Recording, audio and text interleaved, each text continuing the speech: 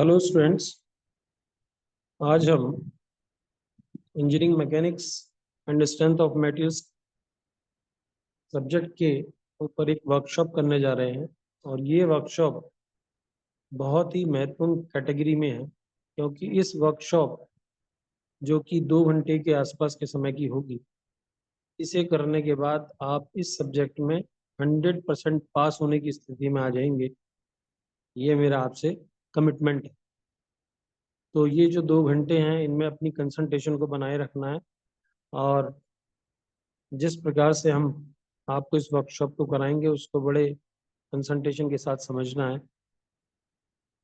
इस वर्कशॉप में क्या क्या हम आपको देने वाले हैं, पहले उसके बारे में थोड़ा सा ब्रीफ कर देते हैं कि इस वर्कशॉप में हम आपको 2 यूनिट का पूरा रिवीजन कराने जा रहे हैं।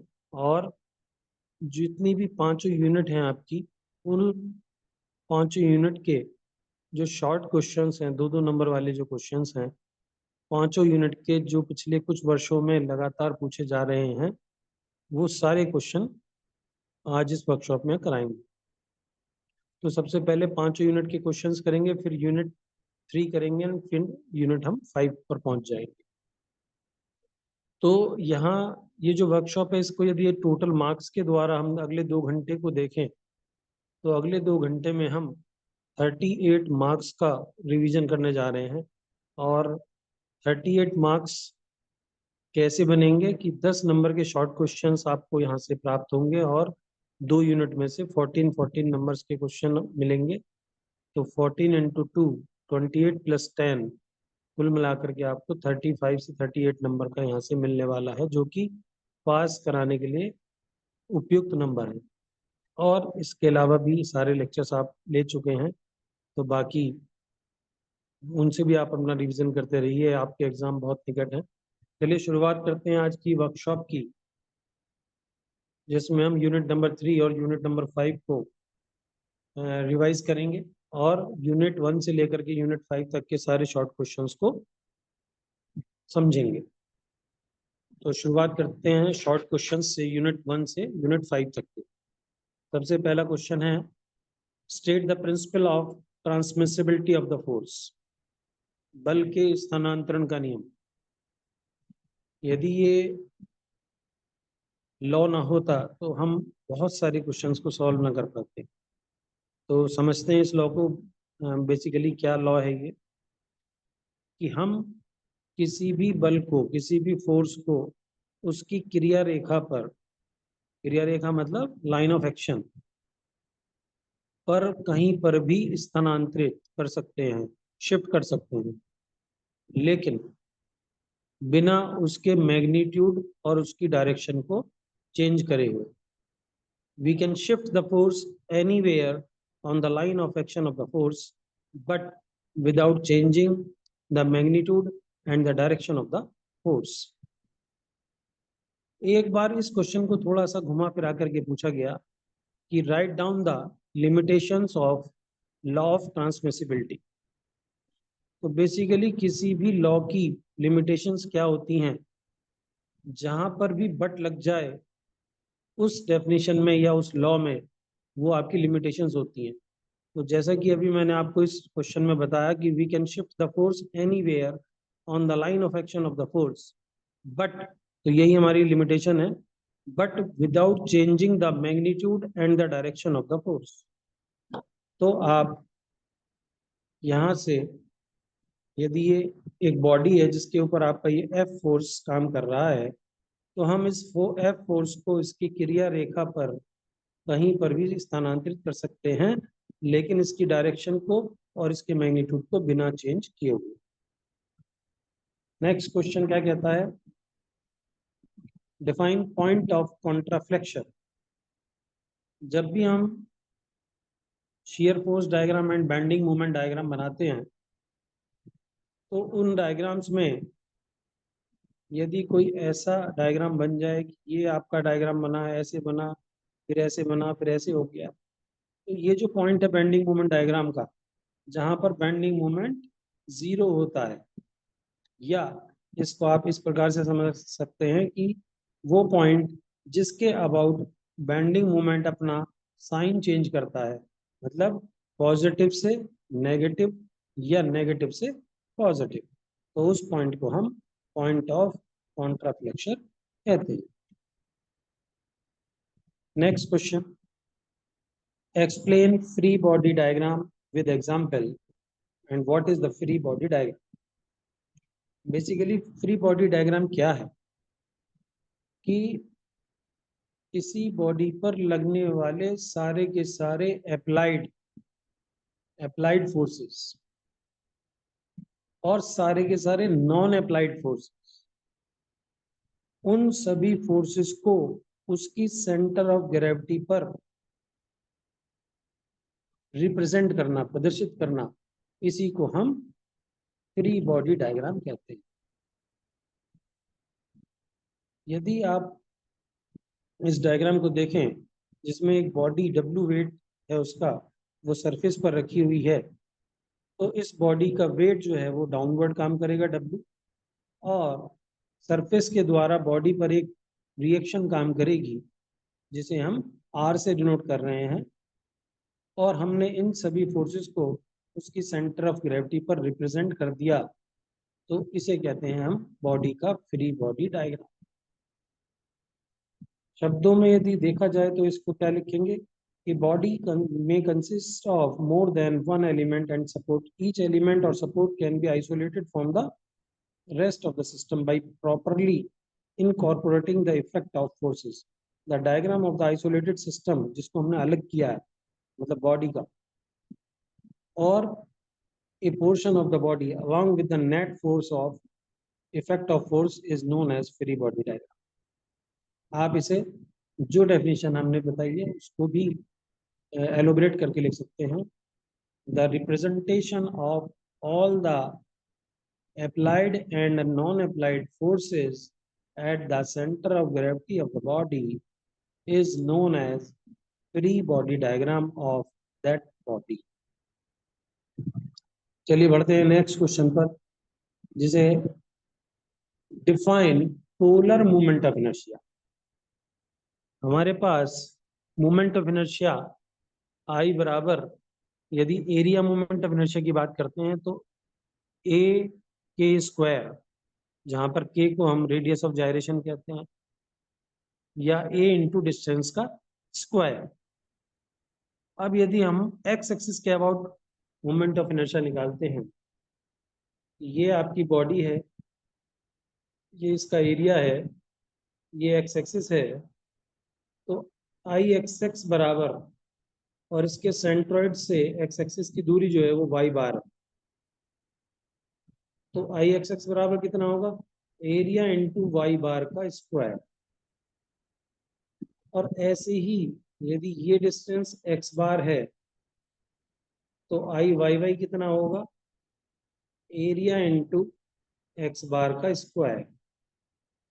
और पोलर मोमेंट ऑफ इनर्शिया किसे कहते हैं, वो कहते हैं हम आई जेड जेड को, और आई जेड जेड होता है आई एक्स एक्स प्लस आई वाई वाई, और इसको हम परपेंडिकुलर एक्सिस थ्योरम के नाम से भी जानते हैं, परंतु यहाँ पूछा है केवल पोलर मोमेंट ऑफ इनर्शिया, तो हम क्या बताएंगे, I Z Z, the moment of inertia about an axis perpendicular to the plane of an area is known as polar moment of inertia.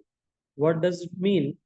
कि यदि ये कोई बॉडी है, ये इसकी प्लेन है, ये एक्स वाई प्लेन में है, तो इस प्लेन के परपेंडिकुलर डायरेक्शन में, तो कौन सी डायरेक्शन हुई, जेड, तो जेड डायरेक्शन के मोमेंट ऑफ इनर्शिया को हम पोलर मोमेंट ऑफ इनर्शिया के नाम से जानते हैं।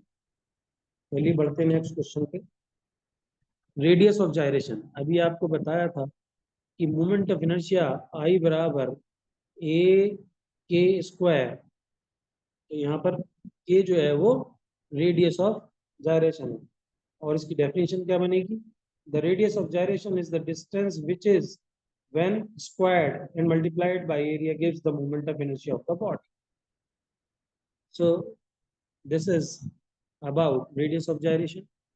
Now what is the difference between strain energy and shear strain energy?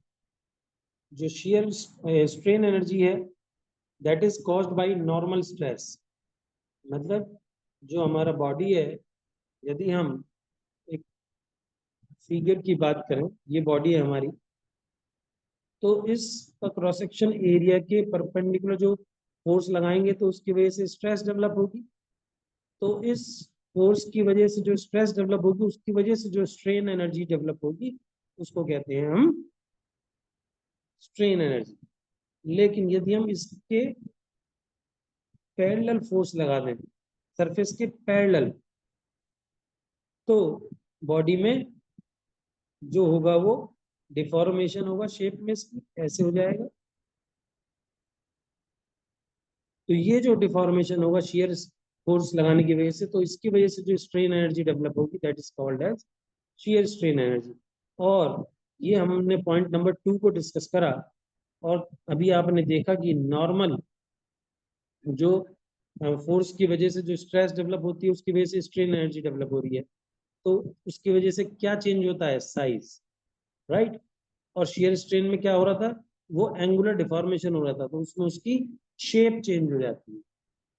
Size और शेप, एक सुनने में ऐसा लग रहा है कि दोनों एक ही चीज है, नहीं। साइज का मतलब है उसकी डायमेंशन चेंज हो रही है, और शेप का मतलब है कि यदि वो रेक्टेंगुलर थी तो अब किसी और शेप में कन्वर्ट हो रही है, राइट। चलिए आगे बढ़ते हैं। What is proof load? Proof load is an amount of force that a body must be able to withstand without deforming permanently। मतलब इसको हम दूसरे शब्दों में कह सकते हैं कि जो इलास्टिक लिमिट है, वहां पर जो लोड है उसको हम प्रूफ लोड कहते हैं, क्योंकि इलास्टिक लिमिट से नेक्स्ट पॉइंट जो होता है वो हमारा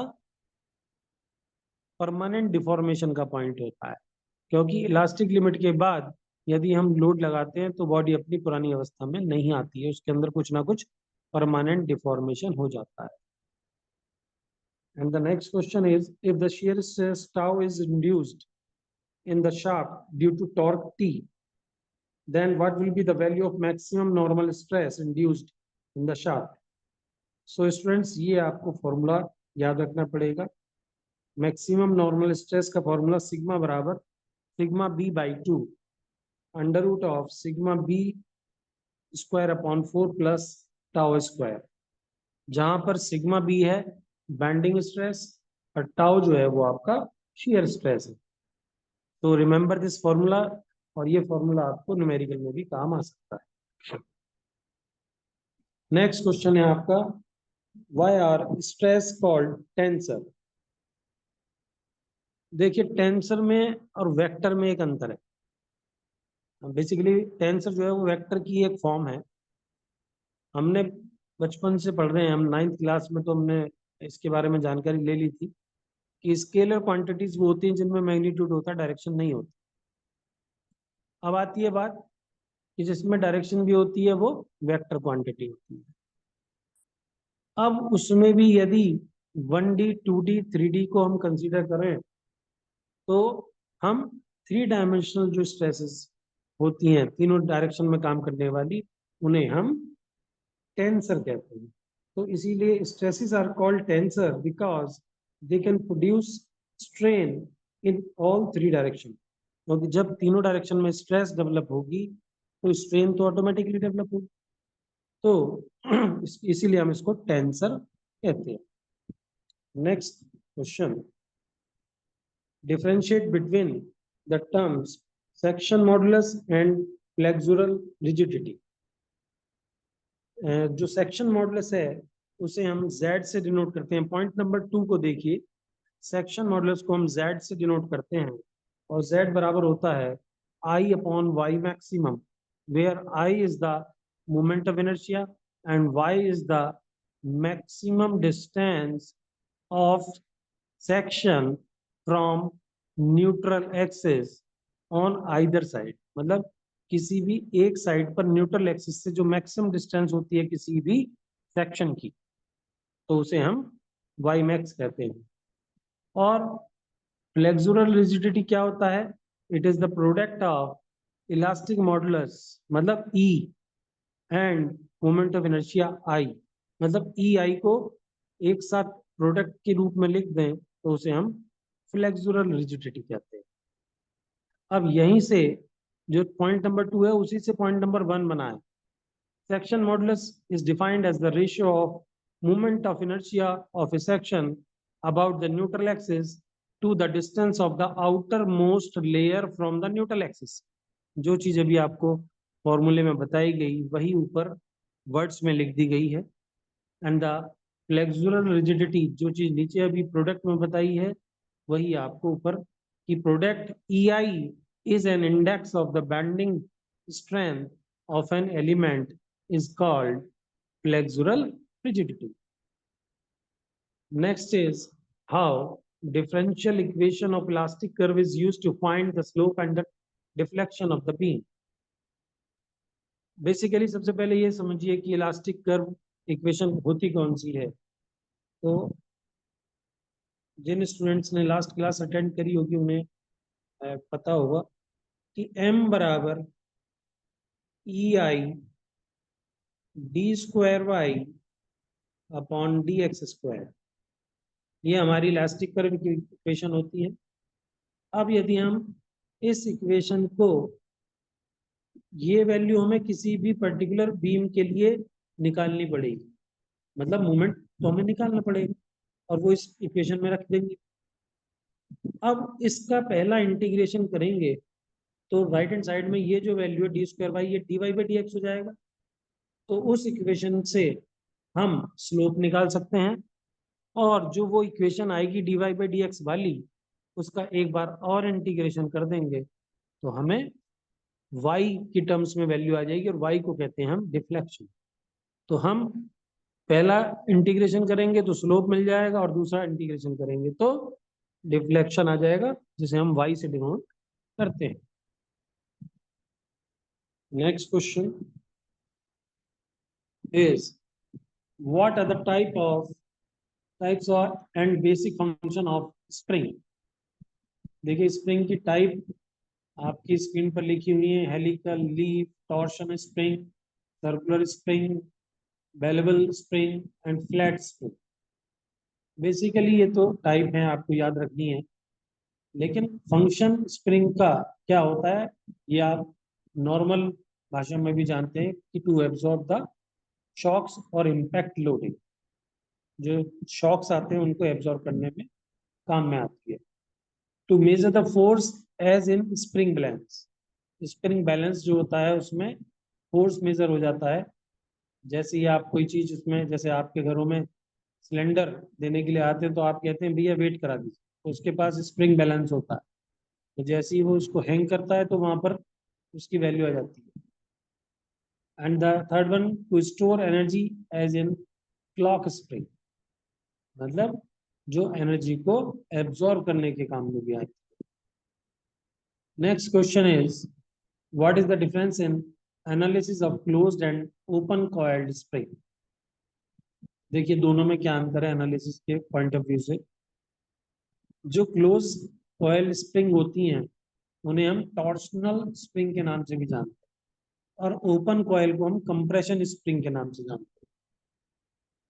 और जो टॉर्शनल, जो क्लोज कॉइल होती है जिसको हम टॉर्शन स्प्रिंग कहते हैं, उसमें टॉर्शनल स्ट्रेस या शियर स्ट्रेस मैक्सिमम होती है, हाई, बहुत ज्यादा हाई होती है। और जो हमारी कंप्रेशन स्प्रिंग है, क्योंकि उनमें कंप्रेसिव स्ट्रेस तो सबसे ज्यादा होती है ओपन कॉइल्ड में, क्योंकि उन्हें हम कंप्रेशन स्प्रिंग कहते हैं, बट उनके अंदर टॉर्शनल स्ट्रेस जिसे हम शियर स्ट्रेस भी कहते हैं वो लीस्ट होती है, बहुत कम होती है। Next is what is the difference between column and strut.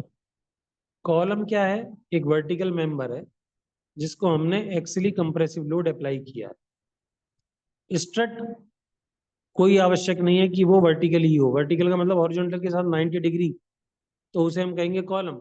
लेकिन यदि वो थोड़ा बहुत भी इंक्लाइंड है और उसे भी हमने एक्सियली लोड लगा रखा है तो उसे हम स्ट्रट कह देते हैं। कॉलम हमेशा जो फेल होते हैं वो कंप्रेशन की वजह से होते हैं, लेकिन स्टड जो फेल होते हैं उनमें बकलिंग की वजह से फेल होते हैं। जो बकलिंग डिफ्लेक्शन होता है, लेटरल डिफ्लेक्शन कहते हैं जिसे, उसकी वजह से वो फेल हो जाते हैं। Next question, question number 15। 17 question है, दो दो नंबर के, तो बहुत ज्यादा नहीं है, कंसंट्रेशन बना करके रखिए। What is the difference between thin and thick cylinder? Thin cylinder, right hand side वाला पार्ट पहले कर रहे हैं हम। Thickness of the cylinder vessel is less then 1/15 to the 1/20 of internal diameter. Internal diameter के 15वें भाग या 20वें भाग से कम होती है इसकी थिकनेस, तो हम उसे थिन शेल कहते हैं। और यदि ज्यादा होती है 1/20 भाग से, तो उसे हम थिक शेल कहते हैं। क्योंकि थिन शेल है, उसमें थिकनेस कम है, तो stresses are assume to be uniform throughout the wall thickness. Thin cylinder में हम स्ट्रेसेस को यूनिफॉर्म मानते हैं, और थिक शेल में स्ट्रेसेस यूनिफॉर्म नहीं रहती हैं, क्योंकि वहां पर थिकनेस ज्यादा हो जाती है, तो वहां पर वो वेरी करते हैं। Next question, explain slenderness ratio and its importance in case of column। या इसको इस प्रकार से भी पूछा गया है, जो और करके लिखा हुआ है। तो स्लेंडरनेस रेशियो क्या होती है? Ratio of unsupported length of the column to the minimum radius of gyration. Basically इसे हम काहे से डिनोट करते हैं? LE/K से। और ये जो LE है, इसे हम इफेक्टिव लेंथ भी कहते हैं, और इसे हम अनसपोर्टेड लेंथ भी कहते हैं। कौन सी लेंथ होती है? सपोज ये आपका कोई कॉलम है जो दोनों तरफ से फिक्स है। अब जब इसकी बकलिंग होगी तो आप देखेंगे कुछ इस प्रकार से होगी इसकी बकलिंग। मतलब जहां पर ये सपोर्टेड है वहां पर कुछ पोर्शन बिल्कुल सीधा रहेगा इसका। तो ये जो अनसपोर्टेड लेंथ है यहां से और यहां तक की जो लेंथ है, इसकी रेशो, इसको किससे डिवाइड करना है? रेडियस ऑफ जायरेशन से। तो LE/K, और इसी को हम क्या कहते हैं? Effective length. और ये आप जब कॉलम वाले चैप्टर को पढ़ेंगे तो वहां पर 4 केसेस हैं। दोनों एंड फिक्स हैं, वन एंड फिक्स है, अदर एंड फ्री है, वन एंड फिक्स है, अदर एंड हिंज है। तो इस प्रकार के केसेस में जो LE की वैल्यू है वो अलग अलग आती है। इंपॉर्टेंस क्या है? ये हमें बकलिंग के बारे में बताती है, क्योंकि स्लेंडरनेस रेशो ज्यादा होगी तो अनसपोर्टेड लेंथ ज्यादा होगी। अनसपोर्टेड लेंथ ज्यादा होगी तो हमें पता चल जाएगा कि बकलिंग किस रेशो में हो रही। More the slenderness ratio, more is the tendency of column to fail. बिल्कुल सही बात। जितनी ज्यादा होगी तो अनसपोर्टेड लेंथ भी ज्यादा हो जाएगी और फेल होने की संभावनाएं बढ़ जाएंगी। 17 क्वेश्चन भी ऊपर वाले क्वेश्चन से रिलेटेड है। What do you understand by the term buckling of the column? तो जब लॉन्ग कॉलम्स को, बेसिकली कॉलम 3 प्रकार के होते हैं। शॉर्ट कॉलम, जिनकी फेलियर हमेशा क्रशिंग के द्वारा होती है। लॉन्ग कॉलम, जिनकी फेलियर हमेशा बकलिंग के द्वारा होती है। और मीडियम कॉलम, जिनकी जो फेलियर होती है वो बकलिंग से भी हो सकती है और क्रशिंग से भी हो सकती है। तो when the long column is subjected to a compressive load, it is subjected to a compressive stress, and if the load is gradually increased, the column will reach a stage when it will start bending. This bending is called as buckling of the column. तो यहां तक student हमने unit number 1 से लेकर के unit number 5 तक के जितने भी 2 मार्क्स के क्वेश्चन पिछले 4-5 सालों में आए हैं उन सबको कवर किया है। और मैक्सिमम आपको यहाँ से क्वेश्चंस मिलेंगे 2-2 नंबर के। चलिए वर्कशॉप को आगे बढ़ाते हैं और यूनिट शुरू करते हैं। यूनिट नंबर 3, जिसको हम स्ट्रेसेस के नाम से जानते हैं, और इस यूनिट में हम 3 पार्ट में इसको कवर करेंगे। पहला है आपका डिफ्लेक्शन एंड स्लोप, दूसरा है आपका बेंडिंग ऑफ बीम्स एंड जिसे हम बेंडिंग स्ट्रेस या बेंडिंग इक्वेशन भी हम इसमें ड्राइव करेंगे, और इसका तीसरा पार्ट रहेगा कॉलम वो सॉरी टॉर्शन, जिसमें हम टॉर्शन इक्वेशन के बारे में भी जानकारी लेंगे। तो चलिए शुरू करते हैं। सबसे पहला पार्ट डिफ्लेक्शन एंड स्लोप। तो सबसे पहले हम ये समझते हैं कि डिफ्लेक्शन किसे कहते हैं और स्लोप किसे कहते हैं। यदि बीम के ऊपर लोड अप्लाई किया जाए और बीम वर्टिकल डायरेक्शन में डिफ्लेक्ट हो जाए, मतलब यदि आपकी बीम है, लोड सप्लाई किए गए तो ये आपकी शेप हो गई। तो ये जो वर्टिकल डिफ्लेक्शन, इसे हम y से डिनोट करते हैं इस वैल्यू को, और इसे हम डिफ्लेक्शन कहते हैं। और यदि इस पॉइंट पर मैंने टेंजेंट खींच दी और उस टेंजेंट के बीच में और जो बीम की अपनी एक्सिस है उसके बीच में ये जो एंगल बनेगा, इसको हम स्लोप के नाम से, जिसे थीटा कहते हैं, या इसे हम dy/dx भी कहते हैं। तो स्लोप और डिफ्लेक्शन हमने समझा। सबसे पहले elastic curve under the under load the neutral axis becomes a curve line. यदि आपकी ये बीम है, इसकी कोई न्यूट्रल एक्सिस है, तो वो ऐसे कर्व लाइन बन गई। तो under load the neutral axis becomes a curve line and is called the elastic curve, और उसी कर्व लाइन को हम इलास्टिक कर्व कहते हैं, जैसा कि आपका डायग्राम में शो किया हुआ है फिगर नंबर 8.2 में। The deflection y is vertical distance between a point on the elastic curve and the unloaded neutral axis.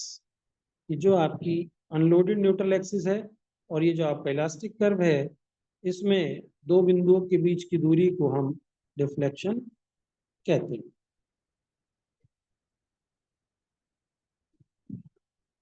Next is most important derivation. इसके आने की संभावना बहुत ज्यादा है। Relation between slope, deflection and radius of curvature. यदि हमने beam की जो इलास्टिक कर्व है उस पे से एक छोटा सा पोर्शन ले लिया, यदि आप यहाँ से एक छोटा सा पोर्शन ले लें, छोटा सा, और उसका डायग्राम बना दें, तो वो पोर्शन यहाँ पर आपको दिखाया हुआ है ए बी की फॉर्म में।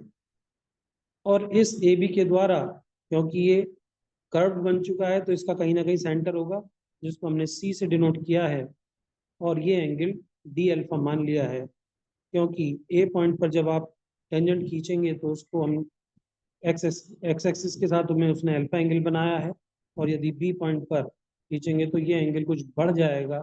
कितना बढ़ेगा?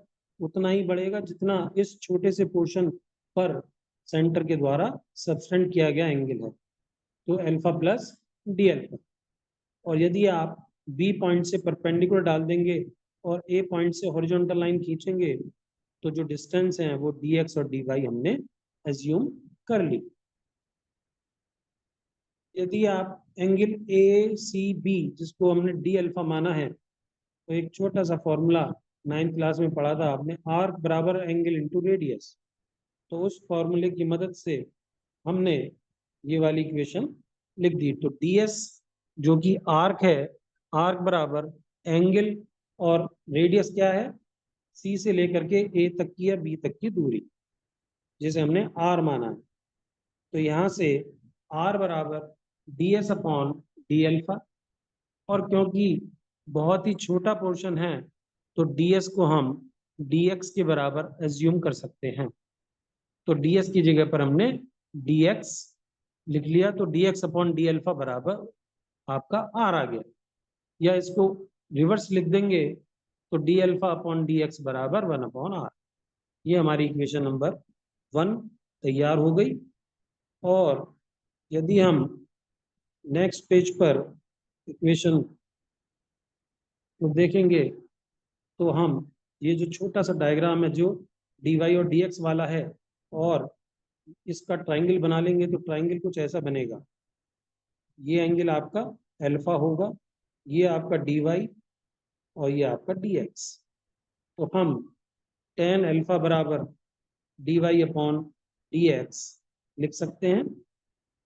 आप देख रहे हैं सबसे ऊपर लिखा हुआ है tan अल्फा बराबर dy अपॉन dx, और क्योंकि अल्फा बहुत छोटा एंगल है तो tan अल्फा बराबर अल्फा, तो अल्फा बराबर dy अपॉन dx। लेकिन यदि आप अपनी इक्वेशन नंबर 1 को देखेंगे तो हमें d अल्फा अपॉन dx चाहिए, तो हम इसका डिफरेंशिएशन कर देंगे तो ये आपके पास d अल्फा अपॉन dx बराबर आ जाएगा d square y upon dx square. लेकिन d अल्फा अपॉन dx क्या था हमारा 1 अपॉन r, तो 1 अपॉन r बराबर d square y upon dx square. So जब हमने d अल्फा अपॉन dx को डिफरेंशिएट करके 1 अपॉन r बराबर d square y upon dx square निकाल लिया, तो बैंडिंग मोमेंट इक्वेशन जिसे हम जानते हैं m अपॉन आई बराबर सिग्मा अपॉन वाई बराबर e अपॉन r, तो हमने m अपॉन आई बराबर e अपॉन r लिया और वहां से m बराबर ई आई अपॉन आर, और यदि हम 1 अपॉन आर की जगह d square y upon d x square रख देते हैं तो m बराबर E I d square y upon d x square. ये आपकी relation between bending moment, radius of curvature, slope, deflection के बीच में एक रिलेशन आपका आ गया, या इसे हम इलास्टिक कर्व इक्वेशन भी कहते हैं। चलिए आगे बढ़ते हैं। फ्लेक्सुरल रिजिडिटी अभी आपने पढ़ा था, E इंटू आई को फ्लेक्सुरल रिजिडिटी कहते हैं, y को डिफ्लेक्शन कहते हैं, slope dy by d x, और m बराबर E I d square y upon d x square. अभी आपने इसको ड्राइव किया है। अब शेयर फोर्स और लोड इंटेंसिटी, ये आपने S F D B M D वाले चैप्टर में जब लेक्चर दिया गया था तो उसमें बताया था कि शेयर फोर्स क्या होता है, d m upon d x. तो यदि हम d m upon d x कर दें, मतलब मोमेंट का एक बार और डिफ्रेंशिएशन कर दें, तो फॉर्मूला बन जाएगा E I d cube y upon d x cube. और लोड इंटेंसिटी क्या होती है, शेयर फोर्स का डिफ्रेंशिएशन। तो यदि हम shear force d f upon d x कर दें तो ई आई डी की power 4 y upon d x की पावर 4, ये आपके फॉर्मूले डेवलप हो जाते हैं जो आपको पता होंगे। अब इस चैप्टर में सबसे पहले जो टॉपिक स्लोप एंड डिफ्लेक्शन चल रहा है, उसमें स्लोप और डिफ्लेक्शन निकालने के लिए हमें दो मेथड सीखने हैं। पहला मेथड मैकाले मेथड है और दूसरा मेथड एरिया मूवमेंट मेथड है। चलिए मैकाले मेथड। अब इस मेथड में थ्योरी काफी लिखी हुई है, लेकिन मैं आपको स्टेप बाय स्टेप बताऊंगा कि सबसे पहले हमें मूवमेंट निकालना होगा ऐसे सेक्शन में जहां पर सारे के सारे लोड कवर हो रहे हैं। अब यदि आप अपनी इस बीम को देखें तो इस बीम में यदि हम ए की तरफ से शुरू कर रहे हैं तो हमें जो सेक्शन मानना पड़ेगा वो डी से बी के बीच में मानना पड़ेगा कहीं, और शुरुआत ए से करेंगे तो ए से x3 तक की दूरी को हम x मान लेंगे, क्योंकि वहां पर सारे लोड भी कवर हो रहे हैं, W1 W2 उसके पीछे आ रहे हैं, और रिएक्शन RA भी वहां पर कंसीडर हो रही है। तो सबसे पहले हम m की वैल्यू निकालेंगे x3 के लिए। तो यदि हम m की वैल्यू निकालें x3 के लिए, तो पॉइंट नंबर 6 को देखिए, RA into x minus W1 into x minus a minus W2 into x minus b, ये इक्वेशन हमारी आ जाएगी। मोमेंट आ जाएगा x3 के अबाउट। अब इस इक्वेशन को, क्योंकि अभी हमने इलास्टिक कर्व इक्वेशन को ड्राइव किया है, तो m बराबर E I d square y upon d x square के बराबर पुट कर देंगे, तो ये हमारी इक्वेशन सबसे ऊपर वाली तैयार हो जाएगी। अब यहाँ से मैकाले मेथड के लिए हमें क्या क्या करना है। अब इसका पहला डिफरेंशिएशन इंटीग्रेशन करेंगे तो हमारे पास स्लोप की इक्वेशन आ जाएगी, जो कि इक्वेशन नंबर 4.3.5, जो कि पॉइंट नंबर 8 में है। इस वाली इक्वेशन को हम स्लोप इक्वेशन कहते हैं।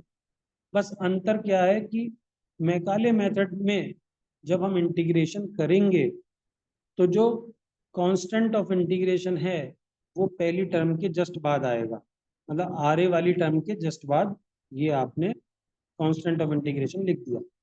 और दूसरी सबसे इंपॉर्टेंट बात क्या है कि x माइनस ए का यदि हम इंटीग्रेशन करें तो कायदे में आना चाहिए x² 2 माइनस 2x, परंतु ये नहीं करना है। हमें x माइनस ए को पूरा का पूरा एक ब्रैकेट मानना है और इसका इंटीग्रेशन इसकी पावर n+1/n+1, मतलब इसको पूरा ब्रैकेट मानते हुए इसका पावर 1 n+1/n+1 ऐसे करना है हमको मैकाले मेथड में। तो आप देख सकते हैं कि मैकाले मेथड के अनुसार W1 इंटू एक्स माइनस ए का होल स्क्वायर अपॉन 2 और W2 into x minus b का होल स्क्वायर अपॉन 2। फिर इस वाली इक्वेशन का एक बार और इंटीग्रेशन कर देंगे तो हमारे पास डिफ्लेक्शन की इक्वेशन आ जाएगी। और कांस्टेंट ऑफ इंटीग्रेशन जहां पहली बार लिखा था उसके जस्ट बाद लिखना है हमें, यहाँ C2 को उसके बिल्कुल बाद में लिखना है और बाकी सभी चीजों को एज इट इज करना है। जैसे हमने x माइनस ए का इंटीग्रेशन करा था पूरा मान करके, ऐसे ही x माइनस ए का होल स्क्वायर का इंटीग्रेशन क्या होगा, x माइनस ए का होल क्यूब अपॉन 3, और 2 पहले से था ही वहां पर, तो यहाँ पर ये 6 और 6 आ जाएगा। तो ये आपका मैकाले मेथड के दौरान प्रोसीजर रहेगा जिसके द्वारा हम न्यूमेरिकल को सॉल्व करेंगे। नेक्स्ट है आपका area movement method. Area movement method में यदि आप देख रहे हैं कि एक बीम है ए बी या बी ए और इस बीम पर कुछ लोड लगे हुए हैं, अब हमें नहीं पता वो कौन से लोड है, किसी भी टाइप के लोड हो सकते हैं। तो अब हमने इसको कंसीडर करने के लिए बी पॉइंट से एक्स दूरी पर पी क्यू एक एलिमेंट्री स्ट्रिप मान ली और उसकी लंबाई मान ली dx, और इसका जब हमने बेंडिंग मोमेंट डायग्राम ड्रॉ करा तो वो m ऊंचाई का बेंडिंग मोमेंट वहां पर बना। तो यदि इस डायग्राम को आप देखेंगे ऊपर वाले को, तो ये बेसिकली बेंडिंग मोमेंट डायग्राम है। तो यहाँ से एरिया मोमेंट मेथड से आपको एक चीज पता चली कि हमें इस मेथड के द्वारा जो क्वेश्चन सॉल्व करने हैं उनमें सबसे पहले बीम की रिएक्शंस निकाल करके हमें बेंडिंग मूवमेंट डायग्राम डेवलप करना है। चलिए, अब हमने जो एलिमेंट्री स्ट्रिप मानी है उस एलिमेंट्री स्ट्रिप का एरिया कितना होगा, क्योंकि ये बहुत छोटी सी स्ट्रिप है तो इसे हम रेक्टेंगुलर स्ट्रिप मान सकते हैं, तो उसका एरिया हो जाएगा लंबाई गुणा चौड़ाई m इंटू dx। अब इस बीम को आपने डिफ्लेक्ट कर दिया, मतलब इसके ऊपर लोडिंग की वजह से जो इसका बेंडिंग हुई उसका एक छोटा सा पोर्शन यदि आप नीचे देख रहे हैं तो पी क्यू के करस्पॉन्डिंग हमारे पास P1 Q1 दो पॉइंट आ गए, और इन दोनों पॉइंट के द्वारा यदि साइड में देख रहे हैं तो डिफ्लेक्शन कितना हुआ dy, और ये जो dy है और पूरा का पूरा जो डिफ्लेक्शन आप देख रहे हैं उसे हमने y मान लिया है। P1 Q1 के द्वारा जो एंगल बना उसको हमने d थीटा मान लिया। सेंटर पर O पर, जो O आपका सेंटर है, जो क्योंकि ये कर्वेचर में आ गया है, ऐसी कर्व बन गया है, तो वहां से इसकी P1 और Q1 की जो डिस्टेंस है उसको हमने रेडियस r मान लिया, और इन दोनों के द्वारा अभी आपने अज्यूम किया था कि जो एंगल है उसको हमने d थीटा अज्यूम कर लिया। तो इतना करने के बाद जब हम दोनों पॉइंटों के कोरस्पॉन्डिंग देखेंगे तो डी थीटा की यदि वैल्यू आप निकालना चाहें, जो फॉर्मूला 9th वाला अभी आपने इलास्टिक कर्व इक्वेशन को ड्राइव करने में यूज किया था, उसी फॉर्मूले के अनुसार पॉइंट नंबर 5 में डी थीटा बराबर कोण बराबर चाप बटे त्रिज्या एंगल बराबर आर्क अपॉन रेडियस, तो वहां से P1 Q1 अपॉन R लिख सकते हैं। बट बहुत ही छोटा पोर्शन लिया है तो P1 Q1 को हम PQ के बराबर मान सकते हैं। तो d theta will be equals to P1 Q1 की जगह पर PQ लिख सकते हैं, तो PQ अपॉन R, और PQ है कितना, dx, तो हम d थीटा बराबर dx अपॉन R भी लिख सकते हैं, और इसको हम 1 अपॉन R बराबर लिख सकते हैं d थीटा अपॉन dx। तो ये इक्वेशन हमने 1 अपॉन R की तैयार कर ली। ये बिल्कुल वैसा ही डेरिवेशन लगभग बनता जा रहा है जैसा हमने इलास्टिक कर्व इक्वेशन में किया था। अब हमने m अपॉन आई बराबर e अपॉन आर करके वहां से m अपॉन ई आई बराबर 1 अपॉन आर, तो 1 अपॉन आर की जगह पर यदि हम d थीटा अपॉन dx लिख देंगे तो हमारे पास नेक्स्ट इक्वेशन जनरेट हो जाएगी ये वाली। और यदि हम डी थीटा को निकालेंगे तो m into d x upon E I, और बेसिकली यदि आप इसे इंटीग्रेट कर देंगे क्योंकि ये तो डी थीटा है, तो हमारे पास थीटा आ जाएगा कहाँ से कहाँ तक, 0 से l तक, अपर लोअर लिमिट से अपर लिमिट तक। तो 1 upon E I integration 0 to l m d x आ जाएगा। और अभी आपने देखा कि m इंटू डी एक्स क्या था, basically area of bending moment diagram. So यदि आप डायग्राम को ध्यान से देखें तो area of bending moment diagram है आपका एम डी एक्स, और यदि आपने इसको इंटीग्रेट कर दिया 0 से l तक के लिए, तो ये आपका एरिया किसका आ गया, पूरे के पूरे बेंडिंग मोमेंट डायग्राम का एरिया, जिसको हमने ए से डिनोट कर दिया। तो हमारा फाइनल फॉर्मूला थीटा बराबर ए अपॉन ई आई ये आपका जनरेट हो। और अब हमें निकालना है डिफ्लेक्शन। तो स्लोप निकालने के लिए हम क्या यूज करेंगे, ए अपॉन ई आई, और ए क्या है, बेंडिंग मोमेंट डायग्राम का एरिया। तो एरिया मोमेंट मेथड में हमें बेंडिंग मोमेंट डायग्राम का एरिया निकालना है और उसको डिवाइड कर देना ई आई से, स्लोप आ जाएगा। अब हमें डिफ्लेक्शन निकालना है, तो डी वाई बराबर एक्स इंटू डी थीटा, कहाँ से आ गया ये, अपनी इक्वेशन जो डायग्राम है उस पर फिर से पहुंचते हैं। और यदि साइड में देखें तो डी वाई बराबर, डी वाई एक आर्क की तरह है और इसकी जो रेडियस है वो एक्स, यदि आप इसे देखें इतने से पोर्शन को यदि आप ध्यान से देखें तो एंगल है डी थीटा, यहाँ से यहाँ तक की डिस्टेंस है एक्स, और डी वाई है आपका आर्क। तो आर्क बराबर एंगल इंटू रेडियस फिर से, तो यहाँ से इस इक्वेशन को हमने लिया है, तो हमने डी वाई बराबर लिख दिया एक्स इंटू डी थीटा, और डी थीटा की वैल्यू हमारे पास ऊपर है ही, तो हमारे पास आ गया x m d x upon E I, या डी वाई बराबर m x d x upon E I, और फिर से इसको इंटीग्रेट कर देंगे तो हमारे पास डिफ्लेक्शन आ जाएगा। तो 1 upon E I 0 to l m x d x, और m x d x basically क्या है, एम डी एक्स तो आपका एरिया था, और एक्स का इंटीग्रेशन करेंगे तो एक्स बार आ जाएगा। तो a one x one, a two x two, a three x three, तो हम इसको लिख सकते हैं ए इंटू एक्स बार। तो बेसिकली ये फॉर्मूला आपको यूज करना है किसके लिए, डिफ्लेक्शन निकालने के लिए। और इस फॉर्मूले में अंतर क्या है, ए अपॉन ई आई से हम स्लोप निकालेंगे और ए इंटू एक्स बार से हम अपॉन ई आई से डिफ्लेक्शन निकालेंगे। और ए क्या है, बेंडिंग मोमेंट डायग्राम का एरिया, और एक्स बार क्या है, सेंट्रॉइड की डिस्टेंस। किसके सेंट्रॉइड की, जो आपका डायग्राम बना है बेंडिंग मोमेंट डायग्राम, उसका सेंट्रॉइड निकालना है आपको x bar. So this is all about area movement method. ये आपको कुछ टेबल भेजी जा रही हैं जिनको आप यदि डायरेक्ट फॉर्मूला याद रखेंगे तो आपको किसी भी क्वेश्चन को डायरेक्ट करने के लिए बहुत आसानी होगी। ये आपके अप्रोक्सीमेटली 12 फॉर्मूले हैं, यदि आप देखेंगे तो 12 फॉर्मूले हैं आपके। इन 12 फॉर्मूलों को यदि आप याद कर पाएंगे, अन्यथा केस में एग्जाम में कभी भी ये लिखा हुआ नहीं आता कि आपको जो डिफ्लेक्शन या स्लोप निकालना है वो कौन से मेथड से निकालना है, एरिया मूवमेंट मेथड से निकालना है या मैकाले मेथड से। तो यदि नहीं लिखा हुआ आता है तो आप मैकाले मेथड को यूज करिए, और यदि स्पेशली यदि उसने आज तक वैसे आया नहीं है लिखा हुआ, उसने कहा है कि एरिया मोमेंट मेथड को यूज करना है, तो फिर आपको वही यूज करना पड़ेगा।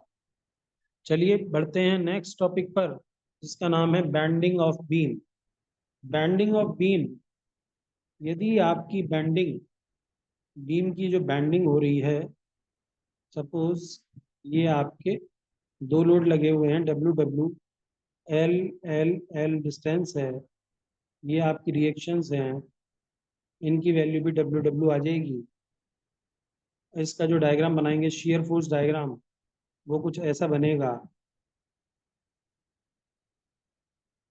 तो यहाँ पर प्लस, यहाँ पे माइनस, तो ये जो पोर्शन है बीच का, यहाँ पर शियर फोर्स की वैल्यू 0 है।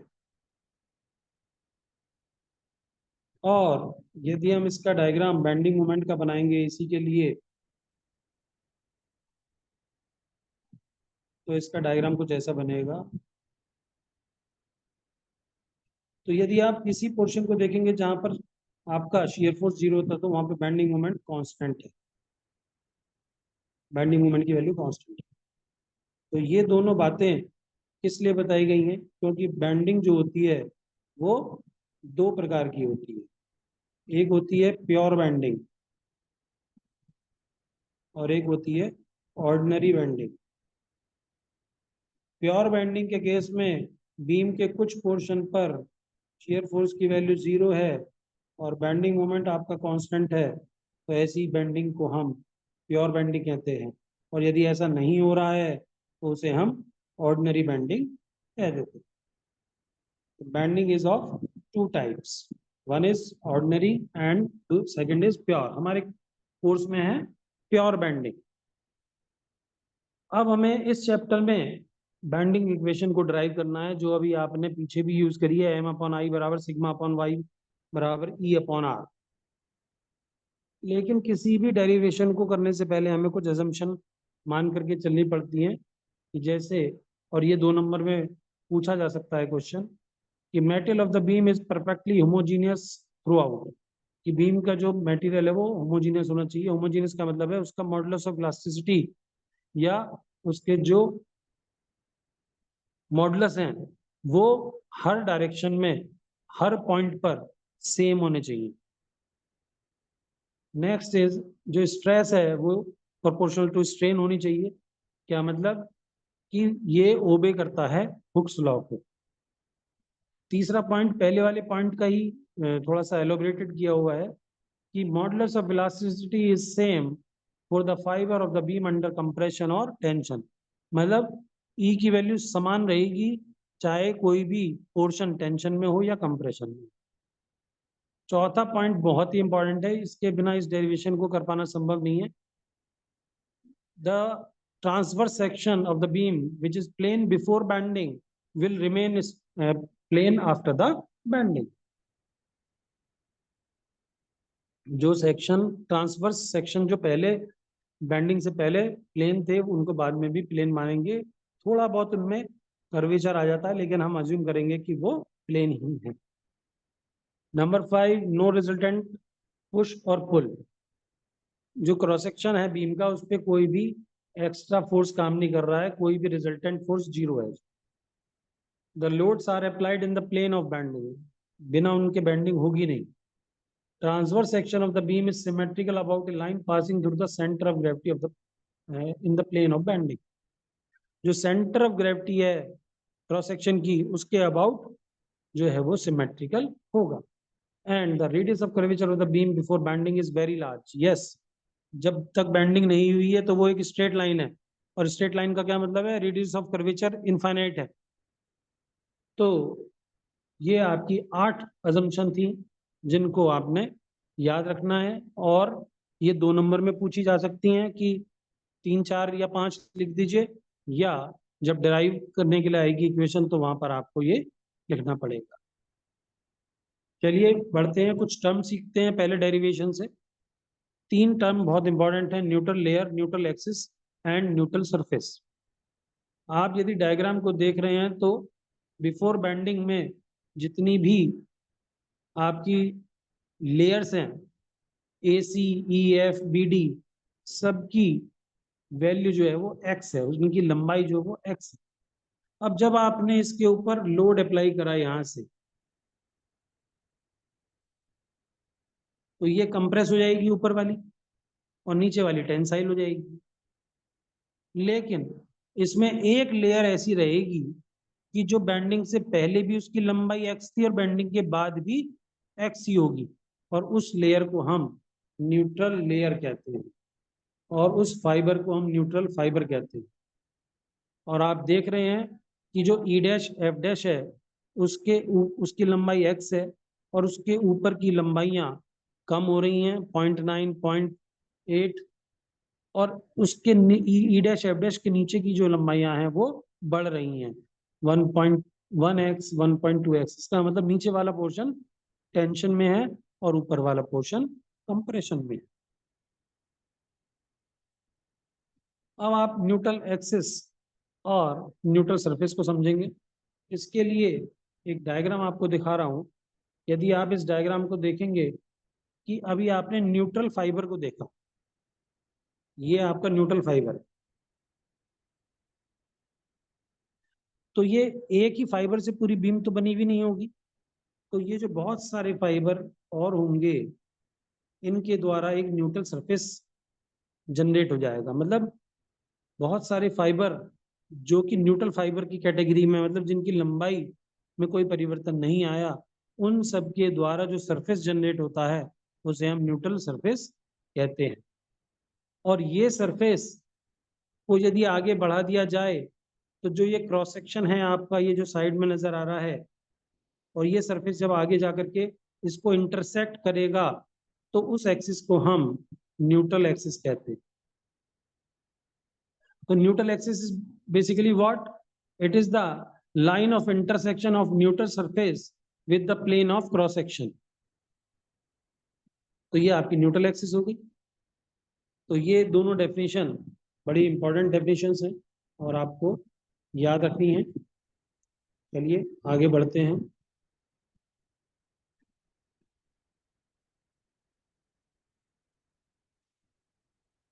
डेरिवेशन को समझते हैं, कैसे कैसे डेरिवेशन हो रहा है। ये बीम जिसकी न्यूट्रल एक्सिस एन ए है, वहां पर हमने पी क्यू पॉइंट माने न्यूट्रल एक्सिस पर, और वहां से वर्टिकल डिस्टेंस वाई पर एक एलिमेंट्री पोर्शन, एक लेयर आर एस को एज्यूम कर लिया। अब जब आप इसके ऊपर लोड सप्लाई कर देंगे, तो इसकी स्थिति कुछ ये वाली हो जाएगी। तो जो आपका आर डैश एस डैश है, वो नया, मतलब बेंडिंग होने के बाद जो फाइबर की स्थिति होगी वो ऐसी हो जाएगी। आर एस जो था वो अब आर डैश एस डैश हो गया, जो पी क्यू था वो पी डैश क्यू डैश हो गया। दोनों के बीच की डिस्टेंस वाई रही। क्योंकि इसने एक कर्वेचर बना लिया है, तो हमने इसे आर का नाम दे दिया, और एक सेंटर ओ मिल गया जिसकी रेडियस ऑफ कर्वेचर आर है। उसके द्वारा आर डैश एस डैश पर बनाया हुआ एंगल, या पी डैश क्यू डैश पर बनाया हुआ एंगल अल्फा है। तो इस ट्राइंगल को हम यदि बना लेंगे तो हमारे लिए बहुत आसानी हो जाएगी, जिसको हम नेक्स्ट पेज पे बनाएंगे। बेसिकली ट्राइंगल क्या बनेगा, ये ऐसे बनेगा। ये आपका कुछ इस प्रकार से ओ पॉइंट है, ये आपका आर डैश एस डैश है, और ये आपका पी डैश क्यू डैश है। ये आपकी डिस्टेंस y है, और क्योंकि यहाँ से यहाँ तक की डिस्टेंस r थी, तो ये वाली जो डिस्टेंस है वो r माइनस वाई आ जाएगी। तो इसमें हम सिमिलर ट्राइंगल की प्रॉपर्टी को लगाएंगे कि r dash S dash upon r dash S dash upon r minus Y बराबर p dash Q dash upon r, क्योंकि पूरी की पूरी डिस्टेंस कितनी है p डैश क्यू डैश से ऊपर तक की r। तो इस कॉन्सेप्ट को यूज करेंगे तो हमारा डेरिवेशन शुरू हो जाएगा। लेकिन हमें इसका पता कैसे चला कि हमें क्या यही क्यों निकालना है? हाँ, पता ऐसे चला कि जो हमारी इक्वेशन है m अपॉन आई बराबर सिग्मा अपॉन वाई, बराबर ई अपॉन आर, जो आप लास्ट इक्वेशन देख रहे हैं, इसमें यदि आप ध्यान से देखें तो हुक्स के नियम में क्या क्या आता है, सिग्मा बराबर ई इंटू एप्सिलॉन, और ये दोनों वैल्यू तो हमें डेरिवेशन में चाहिए, तो इसका मतलब हमें एप्सिलॉन, एप्सिलॉन को क्या कहते हैं, स्ट्रेन, तो हमें स्ट्रेन निकालनी पड़ेगी। स्ट्रेन किस में निकालेंगे हम, जो हमारा R dash R R S जो अपने फाइबर माना था उसमें हम स्ट्रेन निकालेंगे कि कितना परिवर्तन आया, तो उसी की वजह से हमें आर डैश एस डैश को निकालना पड़ेगा। चलिए निकालते हैं स्ट्रेन। तो जो अभी हमने डायग्राम सीखा था वहां से दो चीजें हम निकाल सकते हैं, जो 9th क्लास वाला फॉर्मूला है, देख रहे हैं आप कितना उपयोगी है, कि पी डैश क्यू डैश बराबर आर इंटू एल्फा, मतलब आर्क बराबर एंगल इंटू रेडियस, डायग्राम से देख सकते हैं, आर्क बराबर एंगल इंटू रेडियस, और दूसरे में आर डैश एस डैश बराबर R minus Y into alpha. तो ये हमने पी डैश क्यू डैश और आर डैश एस डैश की वैल्यू निकाल करके रख ली। अब क्योंकि अजम्पशन नंबर 4 मानी थी हमने कि जो सेक्शन बेंडिंग से पहले स्ट्रेट थे उन्हें बाद में भी स्ट्रेट मानेंगे, क्योंकि ये तो न्यूट्रल एक्सिस पर लाई करता है, तो पी क्यू और पी डैश क्यू डैश तो बराबर ही होंगे, और पी डैश क्यू डैश किसके बराबर, पी क्यू किसके बराबर है, आर एस के, तो पी क्यू बराबर आर एस, ये आपने देख लिया, और पी डैश क्यू डैश बराबर पी क्यू। तो यदि हम स्ट्रेन निकालना चाहेंगे किसमें, आर एस में, तो वो कितनी होगी, R S minus R dash S dash upon R S, लेकिन जो आर एस है वो तो पी क्यू के बराबर है या पी डैश क्यू डैश के बराबर है, तो हमने आर एस की जगह पर पी डैश क्यू डैश लिख दिया, P dash Q dash minus R dash S dash upon R S, और पी डैश क्यू डैश अभी आपने ऊपर निकाल के रखा है, और आर डैश एस डैश आपने ऊपर निकाल के रखा है, इनकी दोनों की वैल्यू पुट कर देंगे तो आपके पास स्ट्रेन आ जाएगी निकल करके कितनी, वाई अपॉन आर, और क्योंकि हुक्स के नियम के द्वारा स्ट्रेन बराबर क्या होती है, सिग्मा अपॉन ई, और स्ट्रेन की जगह पर यदि हमने वाई अपॉन आर लिख दिया तो यहां से हमें ई अपॉन आर बराबर सिग्मा अपॉन वाई, ये हमारा आधी डेरिवेशन यहाँ तक खत्म हो गया। अब हम बाकी का डेरिवेशन करने के लिए क्या निकालना पड़ेगा हमें, एम, मूवमेंट। मूवमेंट क्या होता है, force into perpendicular distance. Force बराबर क्या होता है, फोर्स बराबर होता है स्ट्रेस इंटू एरिया डीए। तो अब इस स्ट्रेस की जगह पर हम इस वाले फॉर्मूले से E upon R into Y लिख देंगे, तो फोर्स का फॉर्मूला ये बन जाएगा, और इस फोर्स के फॉर्मूले में यदि हम परपेंडिकुलर डिस्टेंस की मल्टीप्लाई कर देंगे तो वाई की मल्टीप्लाई कर देंगे तो हमारे पास ये फॉर्मूला आ जाएगा, और इसको हम यदि इंटीग्रेट कर देंगे तो हमारे पास ये फॉर्मूला जनरेट हो जाएगा। ई अपॉन आर आपका कांस्टेंट है, अंदर बचेगा सिग्मा कह लो या इंटीग्रेशन कह लो वाई स्क्वायर डी ए, और Y square D A is what, moment of inertia about neutral axis. यदि आप डायग्राम को देखेंगे तो हमारा जो मोमेंट ऑफ इनर्शिया होता है वो होता है एरिया इंटू डिस्टेंस का स्क्वायर, तो d a into y square, और उसका इंटीग्रेशन कर देंगे तो पूरी बॉडी का न्यूट्रल एक्सिस के about moment of inertia I आ जाएगा, तो फिर हमारा ये डेरिवेशन यहाँ तक हो जाएगा। तो m बराबर e अपॉन आर इंटू आई, तो m अपॉन आई बराबर e अपॉन आर, लेकिन अभी हमने निकाला था e अपॉन आर तो सिग्मा अपॉन वाई के बराबर है, तो m अपॉन आई बराबर सिग्मा अपॉन वाई बराबर e अपॉन आर। इसी को हम बेंडिंग इक्वेशन कहते हैं, जहां पर m जो है मोमेंट ऑफ रेजिस्टेंस है, आई जो है मोमेंट ऑफ इनर्शिया है, ई जो है वो यंग्स मॉडुलस है, आर आपका रेडियस ऑफ कर्वेचर है, एंड सिग्मा बेंडिंग स्ट्रेस है, और वाई जो है वो न्यूट्रल एक्सिस से एलिमेंट्री पोर्शन की डिस्टेंस है। तो इस प्रकार से आपका सेकंड टॉपिक यूनिट 3 का यहाँ पर समाप्त हो जाता है। लास्ट टॉपिक इसका एक छोटा सा पोर्शन और है, सेक्शन मॉडुलस, जो आपने 2 नंबर वाले क्वेश्चन में देखा है कि आया हुआ है कि जेड को हम सेक्शन मॉडुलस का सिंबल कहते हैं, और इसका फॉर्मूला होता है आई अपॉन वाई मैक्स, और इस फॉर्मूले से भी आप एम अपॉन आई बराबर सिग्मा अपॉन वाई, यहाँ से भी सिग्मा बराबर m into y upon I या m upon I upon y और आई अपॉन वाई को हम जेड कहते हैं, तो सिग्मा बराबर एम अपॉन जेड भी लिख सकते हैं। सेक्शन मॉडुलस बेसिकली किसी भी बीम की स्ट्रेंथ को बताता है कि यदि हमसे ये कहा गया कि कौन सी बीम ज़्यादा स्ट्रेंथ, इसकी स्ट्रेंथ सबसे ज़्यादा है, दो बीम की हमें कुछ वैल्यूज दी हुई हैं कुछ कुछ, तो हम उनके लिए क्या निकालेंगे, सेक्शन मॉडुलस, और जिसका सेक्शन मॉडुलस ज़्यादा आएगा वही हमारी ज़्यादा स्ट्रेंथ वाली बीम कहलाई जाएगी। लास्ट टॉपिक शुरू होने जा रहा है अब आपका टॉर्शन, प्योर टॉर्शन।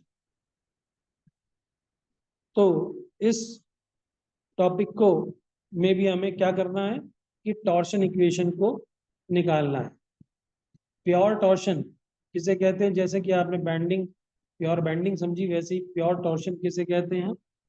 ए मेंबर और a shaft is said to be under pure torsion when it is subjected to two equal and opposite couples in a plane perpendicular to the longitudinal axis of the shaft in such a way that the magnitude of twisting remains constant throughout the length of the shaft। क्या मतलब हुआ इस पूरी, यदि ये आपका कोई shaft है तो आप इस पर यदि क्लॉकवाइज लगा रहे हैं तो इस पे एंटी क्लॉकवाइज टॉर्क लगा दीजिए, इसकी value through out the length same रहनी चाहिए, तो इसे हम कहते हैं प्योर टॉर्शन।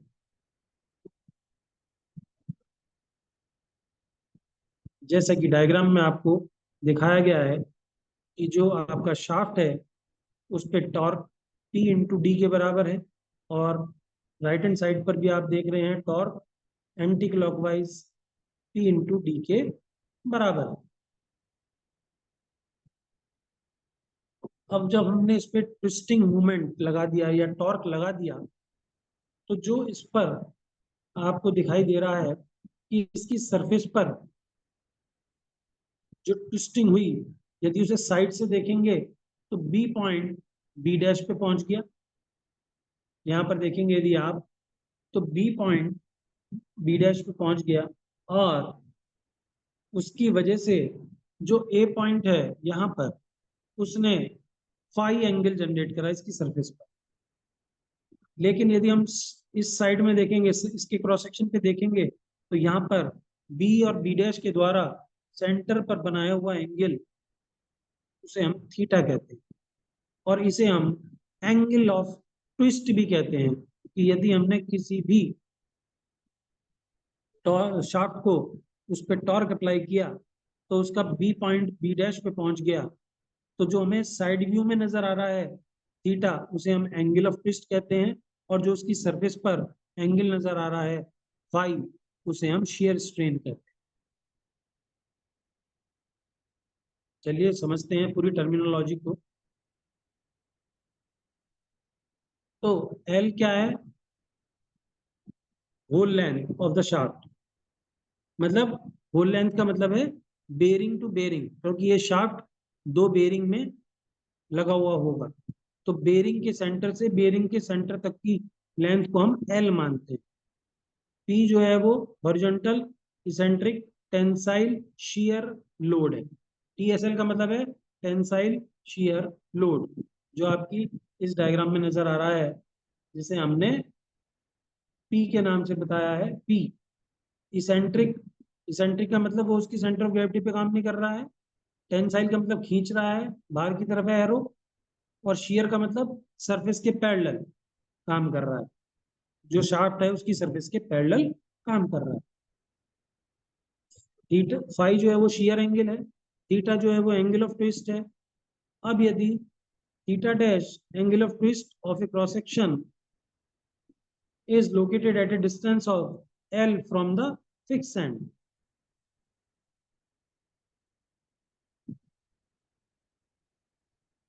नेक्स्ट डायग्राम में अभी आपको मैं दिखाता हूं कि यहां पर आपको नजर आ रहा होगा कि L डिस्टेंस पर और एक डायग्राम में आपको नजर आ रहा होगा ये वाला, एक ये डायग्राम है और एक ये डायग्राम।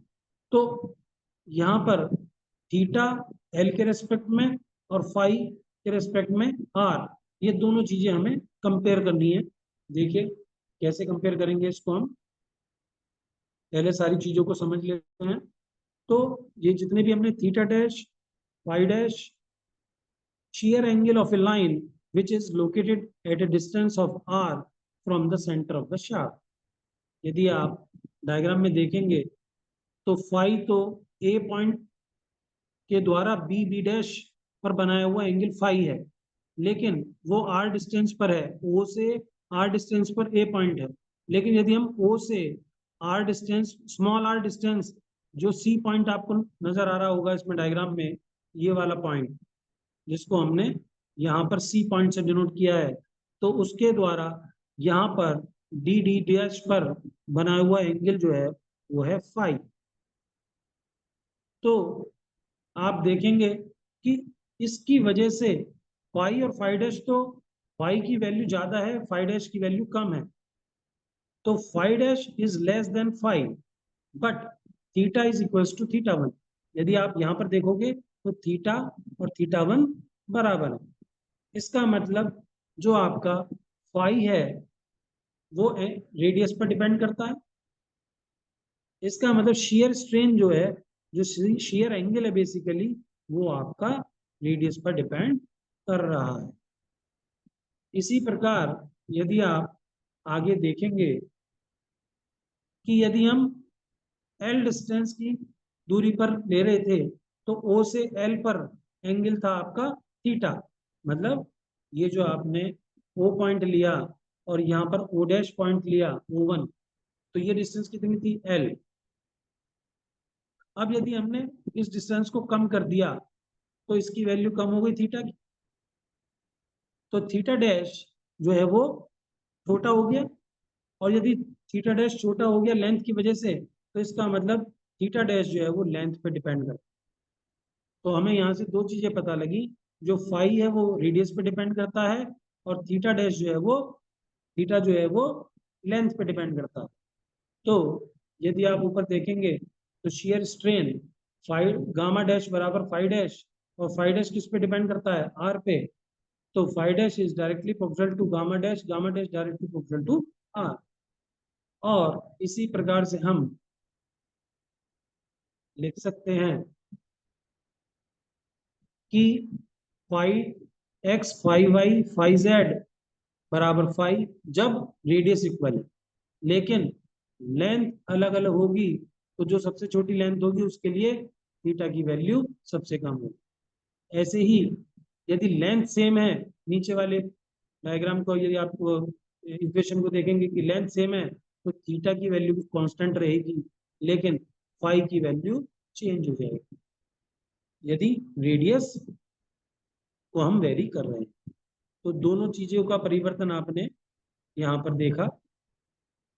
अगले 5 मिनट में ये डेरिवेशन खत्म हो जाएगा, अपनी अपनी कंसंट्रेशन बना करके रखें।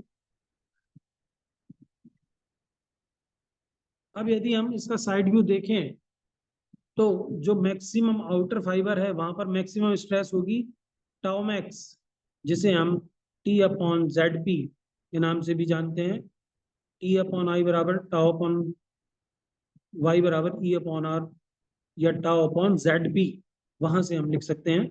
तो फाई ए बराबर फाई जी बराबर, ये फाई के बराबर हो जाएगा, जो अभी हमने निकाला कि जब लेंथ इक्वल होगी तो थीटा बराबर होगा, और जब रेडियस इक्वल होगी तो क्या बराबर होगा, फाई। तो यहां से टाउ मैक्स बराबर टी अपॉन जेड पी, और टाउ मिनिमम बराबर tau max into are I upon are O. कैसे निकाला ये, इस डायग्राम को आप इस प्रकार से बना सकते हैं कि ये आपका मिनिमम है और मैक्सिमम सबसे आउटर वाला है, तो यहाँ पर टाउ मैक्स है, और यहाँ से यहाँ तक की डिस्टेंस कितनी है, आर ओ। ये आपका टाउ मिनिमम है, मिनिमम, और यहाँ से यहाँ तक की डिस्टेंस कितनी है, आर आई। तो आप लिख सकते हैं tau max upon are o बराबर tau minimum upon r i. So यहां से आप टाउ मिनिमम बराबर tau max into are I upon r लिख सकते हैं। तो यहां से आप नीचे वाली इक्वेशन को बता सकते हैं कि tau max upon tau minimum बराबर r o upon r i, या डी अपॉन, मतलब आर की जगह हम डी भी लिख सकते हैं, डी अपॉन स्मॉल डी, या इसको वन अपॉन के से डिनोट कर देते हैं। So triangle A B B dash, फिर से वहीं पे पहुंचना पड़ेगा उस ट्राइंगल को जो अभी हमने देखा था। ये ए पॉइंट था, ये बी पॉइंट था, ये ए पॉइंट है, ये बी है, और ये बी डैश है, और ये ऐसे करके इसके द्वारा बनाया गया एंगल ये वाला एंगल थीटा था, और ये वाला एंगल फाई था। तो यदि हम टेन फाई लिखना चाहें, क्योंकि यहाँ से यहाँ तक की डिस्टेंस कितनी है, लेंथ, तो टेन फाई बराबर क्या होगा, B B dash upon A B, B B dash upon A B. So B B dash कितना होगा, ये हमारा आर है, तो यहाँ से बी बी डैश क्या है, आर्क, तो आर्क बराबर एंगल इंटू रेडियस, तो बी बी डैश की जगह पर हम क्या लिख सकते हैं, आर थीटा, और अपॉन तो एल है ही। तो टेन फाई बराबर हो गया हमारा आर थीटा अपॉन एल, और फाई बहुत छोटा एंगल है, तो टेन फाई बराबर फाई, तो फाई बराबर आर थीटा अपॉन एल। और हुक्स के नियम से टाउ बराबर जी इंटू गामा, यहाँ पर टाउ क्या है, शियर स्ट्रेस, कैपिटल जी क्या है, मॉडुलस ऑफ रिजिडिटी, और गामा क्या है आपका, shear strain. So tau max will be equals to G into gamma max, और टाउ मैक्स बराबर जी इंटू गामा मैक्स की value R theta upon L, equation number 1 से रख दी। तो टाउ मैक्स अपॉन आर बराबर जी थीटा अपॉन एल, ये आपकी आधी टॉर्शन इक्वेशन जनरेट हो गई। और यदि हम इसका साइड व्यू देख लें, जो हमारा शाफ्ट है उसका साइड व्यू कैसा है, वो सर्कुलर है, और इसकी रेडियस है आर, लेकिन हमने कुछ दूरी पर, एक्स दूरी पर एक एलिमेंट्री रिंग मान ली, जिसकी थिकनेस मान ली डी एक्स। तो ये डायग्राम आपको जो स्क्रीन पर नजर आ रहा है, इसको हमने एज्यूम कर लिया कि एक्स डिस्टेंस पर या एक्स रेडियस पर एक एलिमेंट्री रिंग मान लिया टी एक्स। अब यदि हम इस एलिमेंट्री रिंग पर फोर्स निकालना चाहें तो कितना होगा, डी एफ बराबर टाओ एक्स इंटू एरिया, और एरिया कितना होगा, यदि हम इस एलिमेंट्री रिंग को यहाँ से कैंची से काट करके ऐसे खोल दें, तो ये आपको ऐसे नजर आएगी, और इसकी ये लंबाई हो जाएगी 2 पाई एक्स, और ये थिकनेस कितनी है इसकी, डी एक्स। तो इसका एरिया कितना हो जाएगा, 2 पाई एक्स इंटू डी एक्स। और यदि हमने शेयर स्ट्रेस को एरिया से मल्टीप्लाई कर दिया तो फोर्स बन जाएगा। तो ये वाली इक्वेशन हमारे पास तैयार हो गई। अब यदि हम इसको टॉर्क निकालना चाहते हैं इस एलिमेंट्री स्ट्रिप पर, तो टॉर्क क्या होता है, फोर्स इंटू परपेंडिकुलर डिस्टेंस, तो डी एफ इंटू एक्स। तो ये जो ऊपर वैल्यू हमने निकाली थी उसमें एक्स की मल्टीप्लाई कर देंगे तो टॉर्क के लिए हमारे पास इक्वेशन आ जाएगी, और इसको हम 0 to r इंटीग्रेट कर देंगे तो हमारे पास टोटल टॉर्क निकल करके आ जाएगा। और जब हम इसे इंटीग्रेट करेंगे तो 2 पाई टाउ अपॉन आर बाहर आ गया हमारा, और x cube D x 0 to r, तो ये हो जाएगा आर की पावर 4/4। और यहाँ से हम यदि इसको सॉल्व करेंगे तो ये हमारा पहली इक्वेशन तैयार हो गई, टाउ आर बराबर टी आर बराबर tau into pi R cube upon 2, और आर की जगह हम यदि d/2 लिख देंगे तो ये हो जाएगा tau into pi D cube upon 16।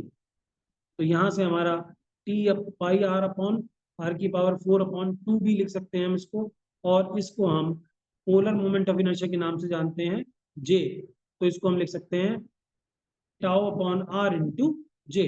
तो ये हमारी इक्वेशन तैयार हो गई, टी आर अपॉन जे बराबर tau upon tau max upon R. और अभी हमने पिछले वाले पेज पर जो डेरिवेशन किया था उसमें हमने क्या निकाला था कि टाउ मैक्स अपॉन आर बराबर जी थीटा अपॉन एल, और टाउ मैक्स अपॉन आर बराबर अभी हमने क्या निकाला है, टाउ मैक्स अपॉन आर बराबर T are upon J, equation number 2 से। तो दोनों को कंबाइन कर दिया तो यहाँ पर हमारा ये इक्वेशन जनरेट हो गई, टी आर अपॉन जे बराबर टाउ मैक्स अपॉन आर बराबर जी थीटा अपॉन एल, और इसी को हम टॉर्शन इक्वेशन के नाम से जानते हैं। तो ये आपकी यूनिट नंबर 3 और 2-2 नंबर के पांचों यूनिट के जितने भी क्वेश्चंस थे वो हमने आज यहाँ पर अभी खत्म किए हैं। चलिए बढ़ते हैं आगे।